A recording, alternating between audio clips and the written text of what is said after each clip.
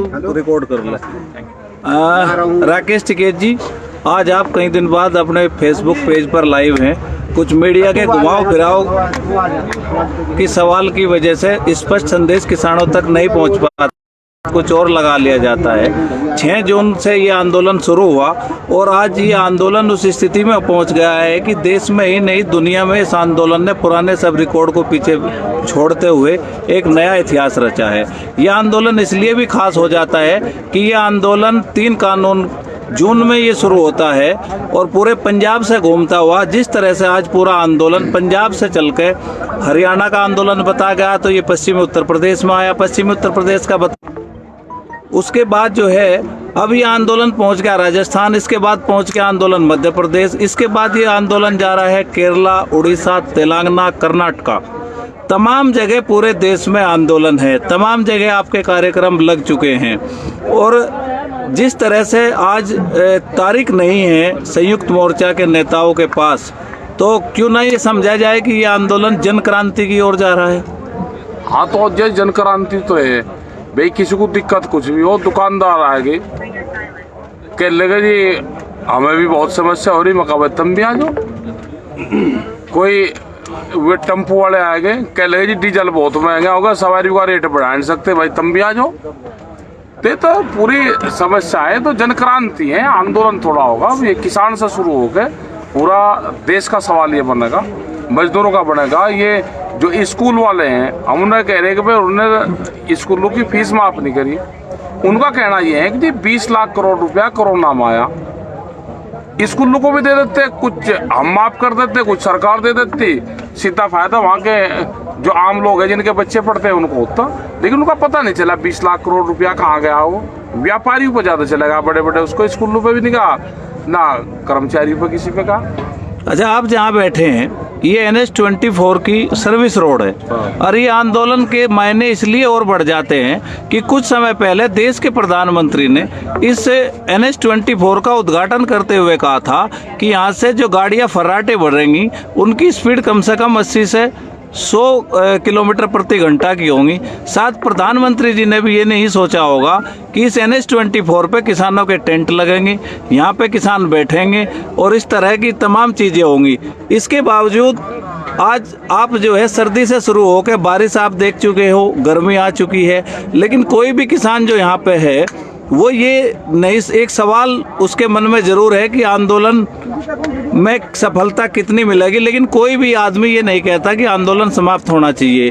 तो बहुत सारे मीडिया सवाल करती है। आज आप अपने पेज पे हैं, किसान जानना चाहते हैं कि किस तरह की तैयारी उनको करनी है। आंदोलन समाप्त की बात नहीं करते, वो अपनी तैयारी रखे भैया। तो किसान खेत में रहे या अपने आंदोलन में रहे, दो ही जगह किसान को रहना पड़ेगा।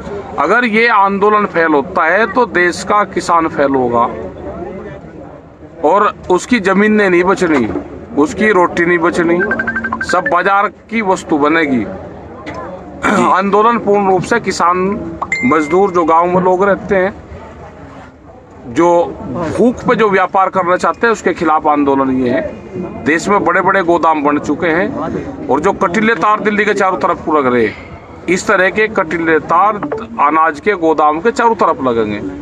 तो एक किसान समझे, अब सारी चीजों को समझे कि अगर फसलों के रेट नहीं उसको मिल रहे तो आंदोलन करना उनको जरूरी है पूर्ण रूप से। एक गंभीर विषय ये है कि ये वर्तमान सरकार जब कांग्रेस FDI लेकर आई थी तो इन्होंने उसका विरोध किया था। बाजार में कब्जा करने के लिए इसी सरकार में FDI को लागू किया गया। FDI लागू होने के बावजूद भी हिंदुस्तान का जो 36% बाजार है वो दलहन, तिलहन और खाद्य बाजार है, जिसमें अन्न भी शामिल हैं। इसके बाद कोरोना काल में 3.5% जो GDP बढ़ी कृषि की और 150% जो डिब्बा बंद भोजन की डिमांड बढ़ी और 148% इमेजिन और फ्लिपकार्ट से सब्जियां खरीदी गई। तो 2-3 कंपनियों की दृष्टि हिंदुस्तान की कृषि पर आ गई। इसको आप बखूबी समझते थे। रात की रात बिल लाए गए। जैसे ही GDP का रेट आया उसके तुरंत बाद जो है जून में ऑर्डिनेंस ले आए। तो FDI से जो बाजार कब्जा नहीं हो सका, उस खाद्यान्न के बाजार को कब्जा करने के लिए तीनों बिल लाए गए हैं। आप लोगों ने इसको परखा इसको आगे बढ़ाया। पहले ये कहा गया कि भाई पश्चिम में तो गन्ने का किसान है, तमाम देश में ये आंदोलन गया, तो जो बाजार पे कब्जा करने की नीयत है। आपका एक सवाल जब महत्वपूर्ण हो जाता है, जब आप ये कहते हो कि रोटी तिजोरी में बंद होगी, तो क्या उसका स्पष्ट संदेश यही है कि देखिए आपका जो खाद्यान्न है वो कंपनियां आपसे खरीद के कंट्रोल कर लेंगी और उसकी कंपनियां दाम निर्धारित करेंगी, नुकसान आपको भी होगा। इस बारे में थोड़ा सा आप जो एक दो लाइन में कहते हैं कि रोटी को तिजोरी में बंद नहीं होने देंगे, इसके बारे में भी थोड़ा सा। ये तो है ना कि जब रोटी बाजार की वस्तु बन जाएगी तो महंगी तो होगी, और भूख पे देश में कीमतें तय होगी अनाज की, तो ये देश में नहीं होने होगा।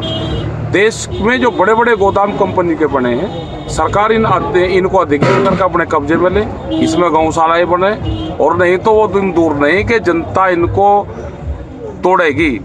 भूखा आदमी आपस में लड़ता है, छका हुआ आदमी दूसरे के खिलाफ लड़ता है, तो ये तो भूख की लड़ाई होगी। भूखा आदमी ही क्रांति जाता है दुनिया में, तो भूख पे दुनिया में व्यापार नहीं होगा। ये एक नया कॉन्सेप्ट चला है कि भूख बढ़ाओ और पैसा कमाओ, ये देश में नहीं चलेगा। अच्छा, एक सबसे बड़ा सवाल ये है कि आप जो आंदोलन करने वाले लोग हैं, उनकी मुश्किल से जो आमदनी है वो 30-40 रुपये घंटा की है, और जिससे आपकी लड़ाई है, मैं कहूँ कि अंबानी की 1 घंटे की जो कमाई है वो 90 करोड़ रुपए की है। तो इतने संसाधनों के अभाव में कैसे लड़ पाओगे आप? टूटेंगे, होगा इन पे भी कब्जा तो जनता करेगी।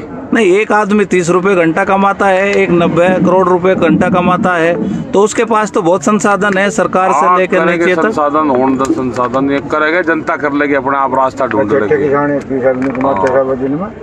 जनता कर लेगी तो रास्ते इतने गुना भाग में ना बढ़ो, तो हम कर लेंगे, हम काम कर लेंगे। ये सबसे अहम सवाल ये है कि आप तमाम बार अपील भी कर चुके हैं, दोबारा आप पेज के माध्यम से स्पष्ट लोग ये सुनना चाहते हैं। जिस तरह से बच्चे को बाप रोक रहे हैं, लेकिन वो कह रहे हैं कि नहीं, राकेश टिकैत जी ने कह दिया, अब तो हम करेंगे।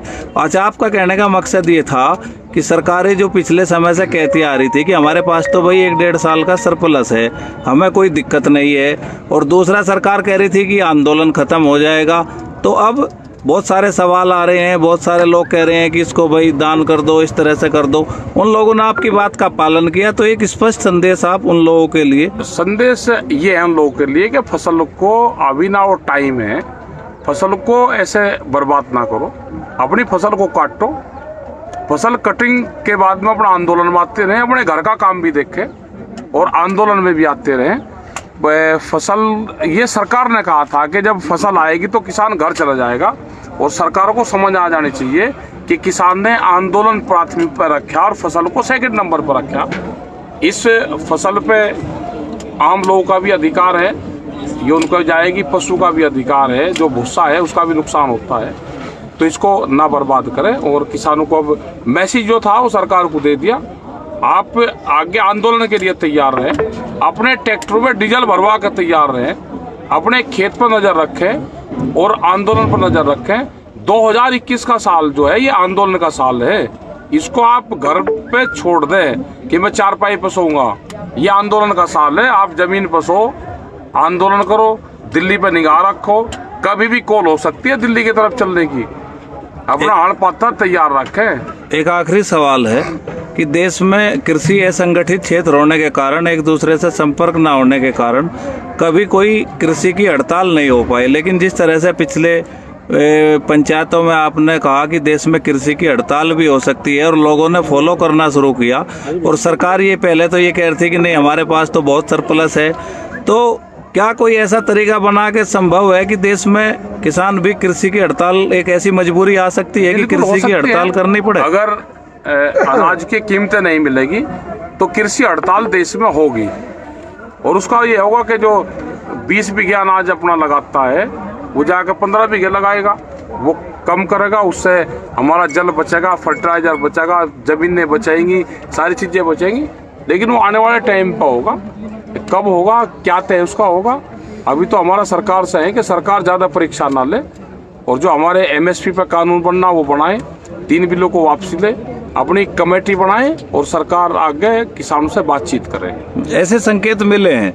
आम आदमी, आम किसान ने, किसान के बच्चों ने जो है एक ट्रेंड चलाया है, उसमें वो चाहे किसी का भी नाम दिया हो, कहीं कहीं आपका भी नाम लिया गया है, बहुत फोन मीडिया को सब बूझ रही है, तो एक मतलब एक उस तरफ ले जाया गया और लोगों का एक माइंड सेट हुआ है कि हाँ ये भी हो सकता है। जैसे एक मैसेज चला कि हम 100 रुपये लीटर दूध देंगे 1 मार्च से, तो उससे बड़ी घबराहट भी है। और उससे कुछ लोग कहते हैं कि नहीं देखिए 100 रुपये तो होना चाहिए, जब 68 रुपये थैली बंद दूध बिकता है तो 100 रुपये होना चाहिए। तो इसका मतलब ये है कि आपने जो कृषि हड़ताल की बात कही थी, कहीं ना कहीं लोग उसकी तैयारी की तरफ हैं। तैयारी है, या तो सरकार एमएसपी का रेट तय कर दे, नहीं तो किसान अगर एमएसपी का रेट तय करेगा फिर कहेगा कि हम इससे कम पे नहीं बेचेंगे और इससे कम पे खरीदेगा तो उसके खिलाफ सख्त कार्रवाई होगी। तो सरकार ये चाहती है क्या कि किसान एमएसपी पे किसान टाइट हो, सख्त हो? हम चाहते हैं कि कानून के माध्यम से हो, कानून अपना पालन करे और एमएसपी पे आप गारंटी आप दे दो कि कोई भी व्यापारी या कोई भी लोग उससे कम पे ना खरीद करे। नहीं, दूध आप पैदा करते हैं लेकिन कीमत कंपनी तय करती है, तो दूध की कीमतें भी नियंत्रित करने, मतलब कहीं ना कहीं सरकार को तय करनी चाहिए किसानों के साथ बैठ के। जिस हिसाब से उनके रेट बढ़ रहा है, जो खाने का सामान है वो है उसका रेट बढ़ रहा है, तो तय करनी चाहिए। किसान तय करेगा, ये सरकारों के बीच में बैठ के तय होती नहीं, तो तय करेगा किसान इसको। देखिए, आपके साथ राकेश टिकैत जी थे गाजीपुर बॉर्डर से। आज 3-4 दिन के बाद बहुत सारे किसान महापंचायतें, जिसमें एक करीरी टोडा भी महापंचायत ऐतिहासिक हुई है, उनको करने के बाद यहाँ पहुँचे हैं और आपके सवाल के जवाब मिल गए होंगे और बड़ा आपको जो स्पष्टता दी है, तो आपसे भी निवेदन है कि इन सब चीज़ों को आगे बढ़ाने का कार्य करें। धन्यवाद। ठीक है साहब, 2 सवाल लूँगा।